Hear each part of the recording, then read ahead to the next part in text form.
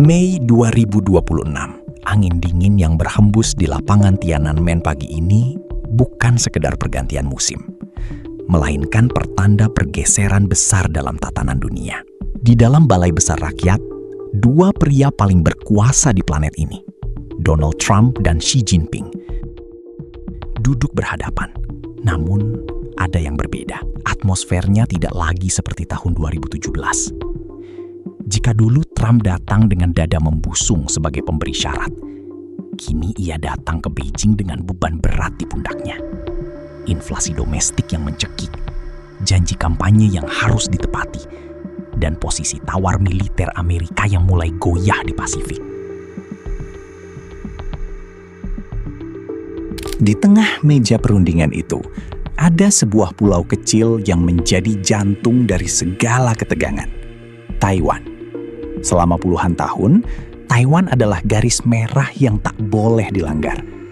Namun hari ini, analis terkemuka dari Universitas Tsinghua, Wu Yongping, menjatuhkan bom retorika yang mengejutkan dunia.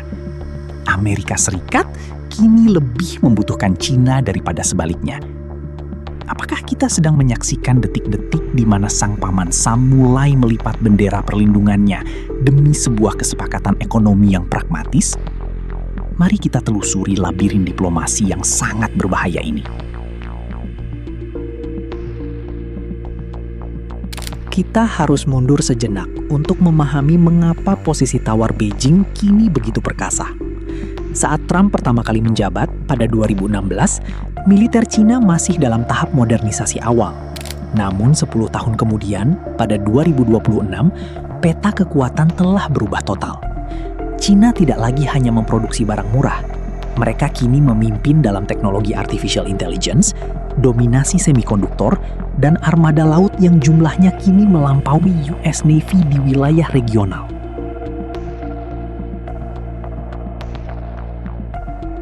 Hubungan Beijing dan Washington telah mengalami perubahan struktural. Dulu, Amerika bisa dengan mudah mengancam dengan sanksi sepihak. Sekarang, China telah membangun ekosistem ekonomi yang tahan banting, resilient. Mereka punya Belt and Road Initiative yang mengunci sekutu-sekutu baru di belahan bumi selatan. Trump menyadari bahwa tanpa kerjasama dari China, ambisinya untuk menstabilkan tarif dan menjaga arus perdagangan global akan runtuh. Dalam kata lain, Xi Jinping memegang kunci keran ekonomi yang bisa menentukan nasib kursi kepresidenan Trump di periode kedua ini. Ini bukan lagi soal siapa yang lebih kuat, tapi soal siapa yang lebih mampu bertahan dalam tekanan. Lalu, di mana posisi Taiwan dalam catur besar ini? Selama ini, Taiwan dianggap sebagai induk semua isu antara AS dan China. Namun, ada pergeseran narasi yang sangat halus namun mematikan.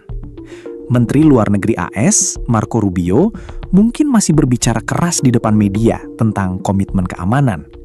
Namun, di balik pintu tertutup, realitanya jauh lebih sinis. Trump adalah seorang pragmatis sejati, seorang deal maker. Baginya, kebijakan luar negeri seringkali dipandang sebagai neraca laba rugi. Analis melihat bahwa Taiwan mulai dipandang bukan lagi sebagai prioritas utama, melainkan sebagai alat tawar. Jika Beijing bersedia memberikan konsesi besar di bidang perdagangan, investasi, dan tarif yang bisa dipamerkan Trump sebagai kesuksesan politik menjelang pemilu, apakah Trump akan tetap mempertahankan garis keras di Selat Taiwan? Ini adalah sinyal bahaya bagi Taipei, bahwa perlindungan Amerika tidaklah gratis, dan harganya mungkin adalah kedaulatan mereka sendiri. Kini kita masuk ke bagian yang paling kontroversial. Ada desas-desus di kalangan diplomatik tentang munculnya komunike keempat. Bagi Anda yang belum tahu, hubungan AS-Cina selama ini dipandu oleh 3 dokumen bersejarah dari tahun 70-an dan 80-an. Menambah 1 dokumen lagi di tahun 2026 berarti melakukan perombakan total pada tatanan dunia.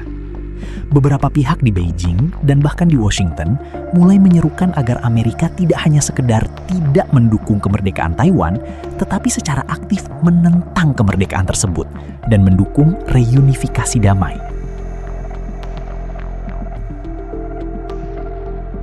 Bayangkan dampaknya. Jika Trump menandatangani dokumen semacam ini, itu akan menjadi perubahan kebijakan paling radikal dalam 50 tahun terakhir. Kritikus menyebutnya sebagai dosa besar Amerika, sebuah pengkhianatan terhadap nilai-nilai demokrasi demi angka-angka di bursa saham. Namun bagi pendukungnya, ini adalah langkah jenius untuk menghindari perang nuklir yang bisa memusnahkan peradaban. Trump kini berada di persimpangan, menjadi pahlawan perdamaian yang pragmatis atau dicatat sejarah sebagai presiden yang membiarkan demokrasi Taiwan padam. Namun, jangan salah sangka. Melunaknya posisi Trump bukan berarti jalan menuju perdamaian akan mulus. Trump harus menghitung risiko politik yang sangat besar. Jika ia terlihat terlalu lemah di depan Xi Jinping, lawan politiknya di dalam negeri akan menghancurkannya dengan label kaki tangan Beijing. Di sisi lain, militer Amerika sendiri memiliki kepentingan strategis di Taiwan sebagai bagian dari First Island Chain untuk menahan pengaruh Cina ke Samudra Pasifik. Jika Amerika melepas Taiwan, maka seluruh kredibilitas aliansi Amerika di Asia, termasuk Jepang, Korea Selatan, dan Filipina, akan runtuh seketika. Mereka akan bertanya, jika Taiwan saja ditinggalkan, kapan giliran kami? Inilah yang membuat pertemuan di Beijing pekan ini begitu mencekam. Setiap kata dalam pernyataan bersama nantinya akan dibedah oleh intelijen seluruh dunia. Apakah ada pesan tersembunyi? Apakah ada kesepakatan bawah meja terkait chip semikonduktor tercanggih di dunia yang hanya diproduksi di Taiwan? Pertemuan di Beijing ini mungkin tidak akan menghasilkan pernyataan perang, tapi bisa jadi menghasilkan akhir dari sebuah era. Era di mana Amerika Serikat adalah pelindung mutlak demokrasi global tanpa syarat. Ruang gerak Amerika kini semakin sempit, dan mereka tidak lagi memiliki insentif untuk membiarkan masalah Taiwan merusak kepentingan ekonomi yang lebih besar. Pada akhirnya, kita harus bertanya pada diri sendiri, di dunia yang semakin keras dan pragmatis ini, apakah nilai-nilai kebebasan masih memiliki tempat? Ataukah semuanya bisa dibeli dengan kesepakatan dagang yang tepat? Taiwan kini berdiri di garis depan, menatap masa depan yang tidak pasti. Sementara dua gajah besar sedang bernegosiasi tentang siapa yang berhak menguasai hutan. Bagaimana menurut kalian? Apakah Trump sedang melakukan langkah brilian untuk mencegah perang? Ataukah ini awal dari runtuhnya pengaruh Amerika di Asia? Tuliskan analisis kalian di kolom komentar. Dan mari kita kawal terus sejarah yang sedang ditulis ini.